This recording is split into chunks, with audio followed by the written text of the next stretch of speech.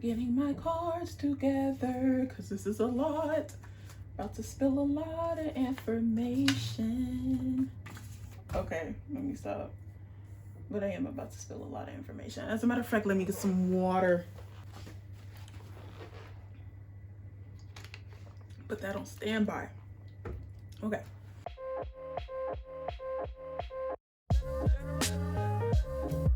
What's up, guys? It's your girl Bella here. Welcome back to my channel. If you are new here, welcome.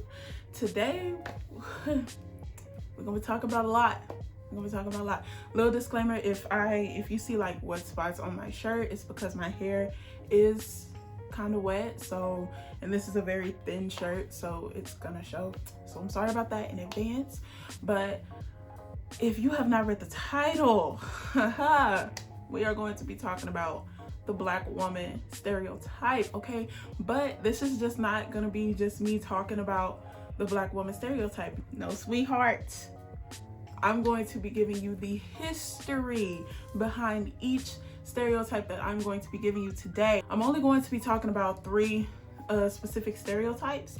So I'll try to go ahead and get that out of the way in the beginning, and then we'll talk more about it. The three Black woman stereotypes that I'm going to be talking about is the Jezebel, the Mammy, and the headstrong Black woman. The most popular ones are the Jezebel and the headstrong Black woman, more specifically the headstrong Black woman. But I'm going to be giving you all the history behind all three because this dates back since before a lot of us were born. Okay, so it's a lot. So let's just get right into it. Just to give y'all a little bit of input behind each one. The Jezebel is very sexual, aggressive, wants it all the time. That's what the Jezebel's Black woman stereotype is. But also, if you have heard Jezebel before, a person that is in the Bible, it's a woman in the Bible as well. If you want to know about that, well, to put it in short terms, she wore makeup and wear less clothes to seduce the man of God, basically. That's just the short term of what a Jezebel was in the Bible. But Jezebel, more modern, and what I'm going to be giving you the history behind, that's what she was. So kind of the same thing, very sexual, very aggressive. The Jezebel started, how it all came about when Europeans first saw African American women back when they wanted to create slaves.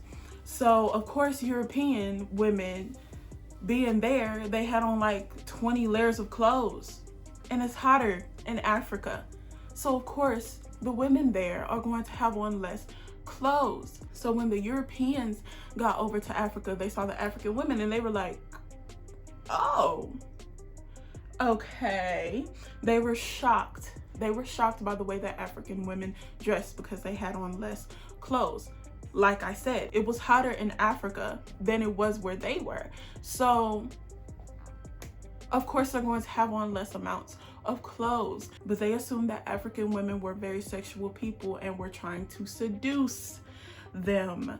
That's how they took it. By them being them, of course, they believed it, okay? And born is the Jezebel stereotype, okay? This often gave lots of slave owners the rights in their head that it was okay to rape African women because of how they dressed and because they thought that African women had a sexual appetite.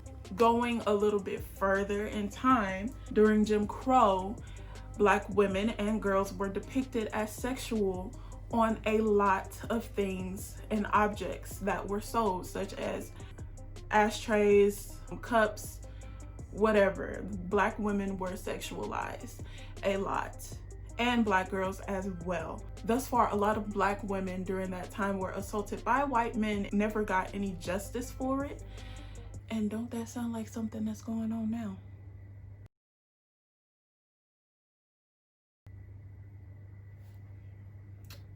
I'll leave it at that. Relating it more to now, you see the Jezebel stereotype in a lot of music videos, whether it be hip-hop videos or whether it be on reality TV.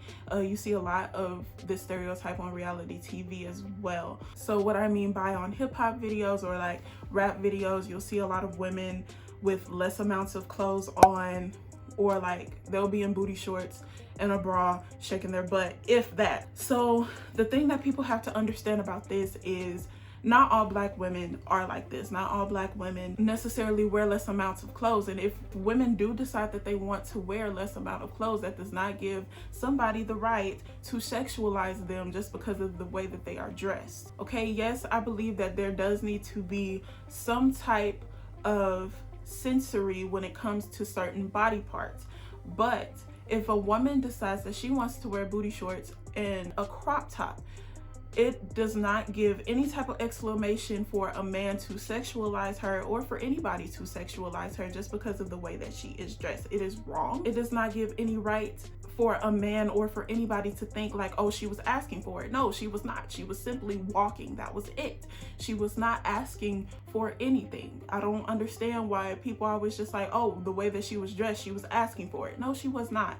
That does not give anybody the right to justify a woman based off of the way that she is dressed or by the way that she looks. Okay, this also brings me to the other side of that problem. Lots of black men, lots of men in general, or lots of races, other races besides black, assume that black women are like this because of what they see in music videos. So when they see a black woman and they see that she has a curvy body or something like that, they expect her to know how to twerk. They expect her to know how to dance. They expect her to curse up a storm. They expect her to be ratchet or hood. And not all black women are. You're stereotyping our race, basically, is what I'm saying. That's what the whole point of this video is. Also, what you see on reality TV is not reality. Everybody is different. When I say everybody, I mean everybody in every race. Every woman is different. That goes for the same as for black women. Every black woman is different. Not every black woman wants the same specific thing. Okay, not every black woman dresses the same specific way. So just take that into account before you try to stereotype a black woman, especially with the Jezebel stereotype. That's one of the main ones that everyone is just like, oh, every single black woman knows how to twerk. Every single black woman knows how to throw it back. Every single, like no. And even if a lot of girls do know how to throw it back, or a lot of black girls know how to twerk, that doesn't necessarily mean that we be walking down the street and then boom, we decide to bust out with a twerk. Like, no, that's not what this is. Going into the second stereotype of a black woman is the mammy. This one isn't really like popular. It does need to be talked about a little bit because it's still being shown a little bit today. The mammy is a very fat, old, and very dark-skinned woman. She was given these traits to prove that slave owners did not find black women attractive.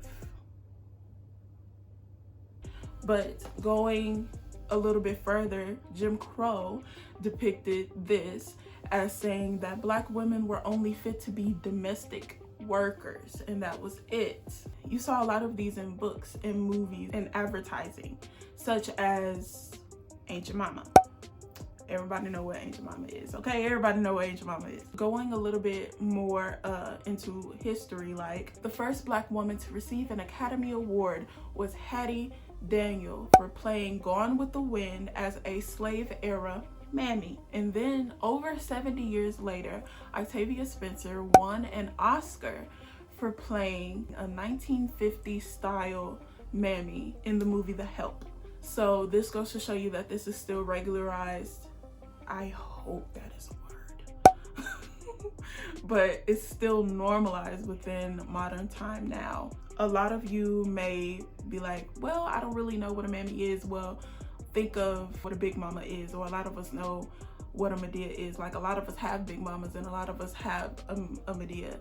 Now, going on to the third stereotypical black woman, the headstrong black woman. This is what a lot of black women are being called. This is what a lot of us are being seen as, I should say. So most of us already know what the headstrong black woman is. You could probably guess what it is. The headstrong black woman is loud, sassy, and don't take nobody mess, basically. Ain't that what a lot of people think? That's how a black woman acts. Loud, sassy, don't take no mess. It's okay to not take no mess because you just don't need that drama in your life. But not every black woman is loud and sassy. If that's who you are, that's who you are. And there's nothing wrong with that.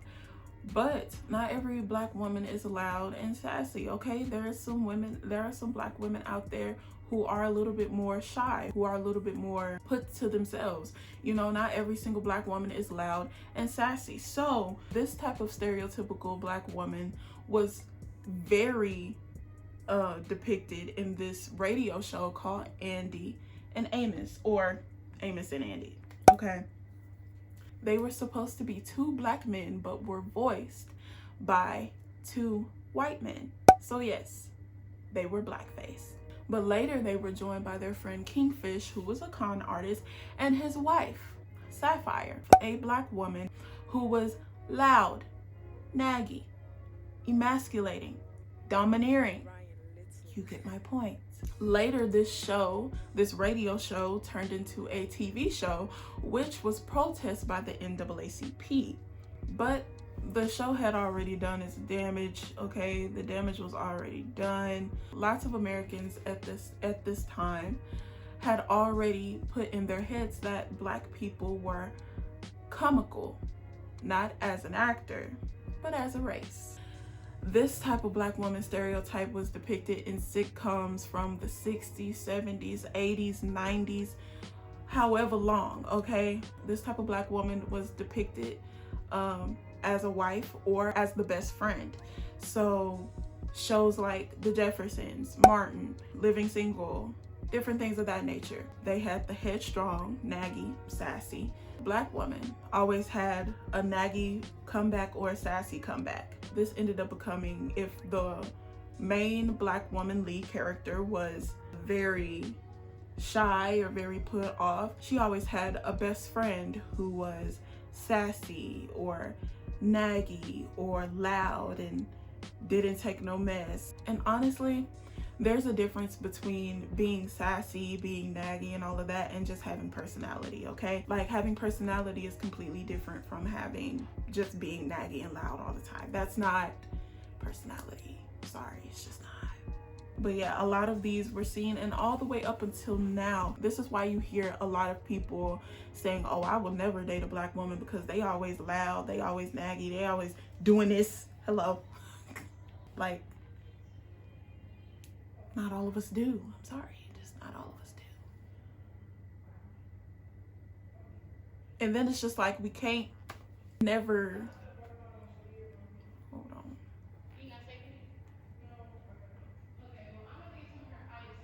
One eternity later. But it's just like, always. And it's just like, we can never win because the black women who aren't loud and sassy, headstrong or whatever, and are very shy or put off, or the black women who are very classy and things of that nature, we get called by our own race stuck up. And, oh, you too white for me, or ooh, you act white, or you talk white. And it's just like, we can never win because we're either being seen as another race as loud, naggy, always got a sassy comeback, or all we know how to do is twerk and be loud and different things of that nature. It's a lot of black women who go through this daily. We're either being stereotyped by other races or we're being put down by our own just because of the simple fact that we are not loud or because we are not like them. It's a lot of black women who are simply just different, and it's okay to be different. But it's also okay if you are loud, if you do decide to wear less amounts of clothes. Like, it doesn't matter. Wrong is wrong. No one should have to be stereotyped by another race or within your race. It's wrong. It just is. I just wanted to bring that to light because this is something that needs to be talked about. You know, I see a lot of this within social media. I see a lot of this on TV. I see a lot of this in real life, you know, just walking around daily and seeing how we treat each other or how men treat black women, or how another race treats black women. You know, you just, honestly, when you meet a new person, you have to go into talking with them with an empty mind, you know, because you don't know who this person is. You don't know what they're like. You have to give them a chance. You can't just stereotype someone because of what you see a majority of a race doing, or because of what you see in music videos, what you see on reality TV or TV in general, or how we're depicted in movies and shows. Not all of us are like that. As a matter of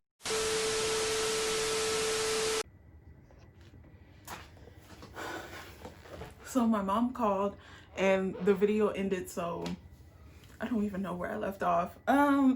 Basically what I was saying was, when you meet someone, you have to go into that conversation completely empty-minded. Like, you can't stereotype them any type of way. Okay, like I'm not gonna lie, I've done this before, because I've seen people who, you know, twerk at a party or something of that nature, and I automatically thought that they were just loud and sassy and just different things like that, and I didn't give them a chance. But once I got past myself, and I was just like, you know what, but that was so immature of me to think that, just because of what I saw. And when I actually saw them in person and we talked and everything, they were actually really down to earth, really funny, really open, and I was just like, yo, you kind of cool, like you pretty cool to be around. So you just kind of just get past yourself, get past all of that. If you see or hear people, like your friends or something, stereotyping another race or stereotyping Black women, be like, nah bro, like stop that. Like, this goes into one more stereotype, which is that all Black women have an hourglass shape, or have a curvy body, or have a big booty, or have big breasts. Like, not all Black women do. Okay, there are women who have big butts but small boobs. There are Black women who have big boobs but small butts. Yes, there are Black women who have an hourglass shape, and yes, there are women who fit into that stereotype, but not all Black women do. So you can't walk over to us and just assume, just by looking at her face, like, oh, she got a badonkadonk, or oh, she got some junk in her trunk, or oh, she got a, yeah, I just used a lot of old slang. But yeah, you can't stereotype a Black woman just because of how we're depicted, okay? Most of the time, it ain't true. People be walking up to us, different races and things, and when I open up my mouth and I talk, they're just like, whoa, your dialect is whoa. And I'm just like, yeah. Why are you surprised? Like, I've never, like, wow. You know, this also goes into the hair as well, where because Black women wear a lot of braids or box braids or a lot of protective styles, a lot of people automatically think that Black women don't have good hair, when most of us, the majority of us, do. Okay, a lot of Black women do in fact take care of their hair. Another thing is, they think that because Black women have short hair, that our hair is unhealthy. Not at all, okay? That doesn't make any sense at all, okay? A lot of us do in fact take care of our hair. A lot of us in fact do protect our hair, hence why they're called protective styles. But I'll get into that later, because that is a whole nother video. If y'all want that, let me know. If you like this video, make sure you give it a thumbs up. Comment down below if you want to see more videos like this, or comment down below different videos that you would like to see from me. If you want me to talk on a specific topic or subject, let me know that. If you do not want to comment and you want to DM me, my social medias are in the description box below as well. And yeah, thank you guys so much for watching this video to the end. Y'all are real ones. Make sure you give this video a like, comment, and subscribe, and turn on those post notifications to be notified when I upload, okay? I upload every Thursday, for those of you who didn't know. And thank you guys so much for watching again. I love you guys, and I hope to see you in the next one.